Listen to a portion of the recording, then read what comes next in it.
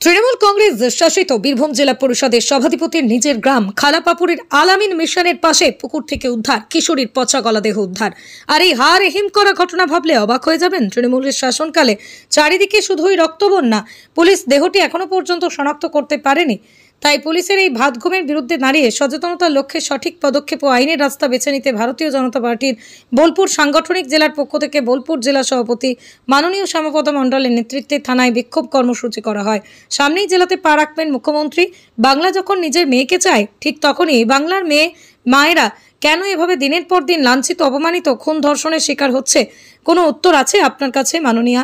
জেলা প্রশাসনকে জবাব দিতে হবে, নইলে আন্দোলন আরো তীব্র হবে, এমনটাই দাবি তাদের। কি বলবেন বিষয়টা? দেখুন, নানুর অত্যাচারী লোক, দুষ্কৃতী সমাজ বিরোধীদের একটা স্বর্গরাজ্যে পরিণত হয়েছে। এখানে যত অপরাধ, দুষ্কর্ম এবং অপরাধের মতো অপরাধ নয়, অপরাধ মানে ধর্ষণ করে খুন, বাড়ির মা বাবার কোল শূন্য, ভয় দেখানো, শাসানো, এর জন্য একটি নানুর ব্লক একটি অত্যাচারের স্বর্গরাজ্যে পরিণত হয়েছে।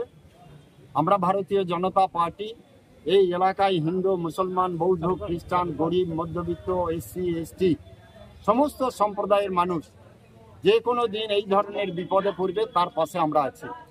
কেননা আমার বোনও বোন, কোনো মুসলমান ভাইয়ের বোনও বোন, কোনো এসসি এসটি ভাইয়ের বোনও বোন।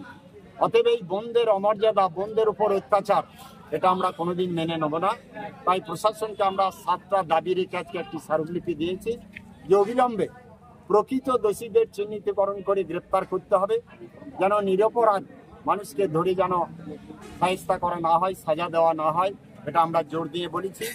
আর বলেছি যে কোনো মানুষ এখানে কমপ্লেন করতে এলে কমপ্লেন নিতে হবে, এফআইআর যোগ্য হলে এফআইআর করতে হবে, এবং যে কোনো সময় মানুষ বিপদে পড়লে সেই বিপদে আপনাদেরকে রক্ষা করতে হবে, যেতে হবে।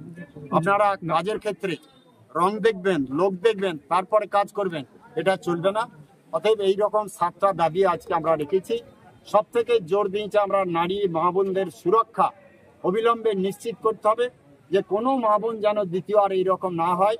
শুধু এখানে দুটো নয়, ওখানে ওসি সাহেবের কাছে শুনলাম যে এখানে প্রায় 18-20টি মহিলা এইরকম মিসিং ছিল, সবগুলো কম বেশি উদ্ধার হয়েছে।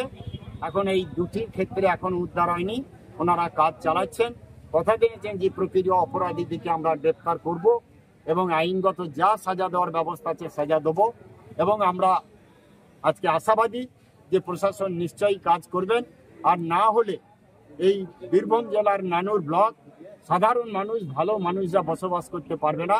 এখানে অপরাধীদের, আগে যেমন এক একটা এলাকা থাকতো ডাকাতদের, সেরকম এইরকম দুষ্কৃতী সমাজ বিরোধীদের এলাকা হয়ে যাবে। তাই থানা একটা ছিল, দুটো হয়েছে, কাজের ক্ষেত্র কমেছে। অতএব সঠিক কাজ হবে এটা আমরা আশা করছি।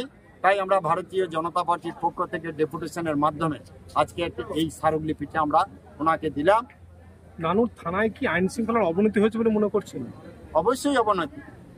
আমি যখন আগে প্রেসিডেন্ট ছিলাম তখন রামকৃষ্ণপুরে একটা হত্যা হয়েছে, এসে পুলিশ সুমোটো কেস, দেখছি যাদের খুন হলো তারাও আসামি, যারা খুন করলো তারাও আসামি। মানে এটা নাটকবাজি। এখানে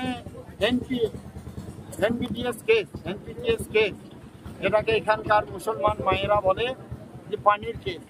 এই কেস সব থেকে বেশি নানুর থানায় আছে। কেন এখানকার মানুষ কি সব এইরকম অপরাধ করে? না, ভালো ভালো মানুষকে অপরাধী সাজানো হচ্ছে।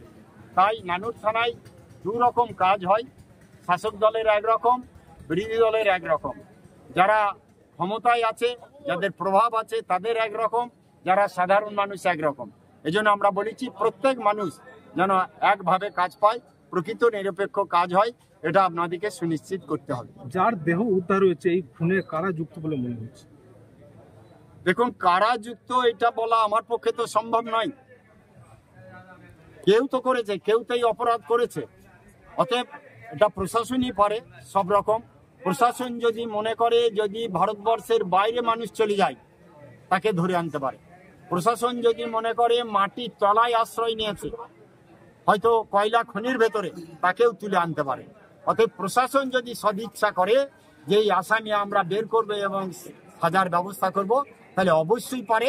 আর আমি আশাবাদী প্রশাসন এই রকম ন্যাক্কারজনক কাজ অবশ্যই মাথা লাগিয়ে দেখবেন, কেননা প্রশাসনের যারা চাকরি করছেন তাদেরও বাড়িতে মা বোন সব আছে, মেয়েরা আছে, অতএব তাদের কথা ভেবেও তারা করবেন এইটুকু।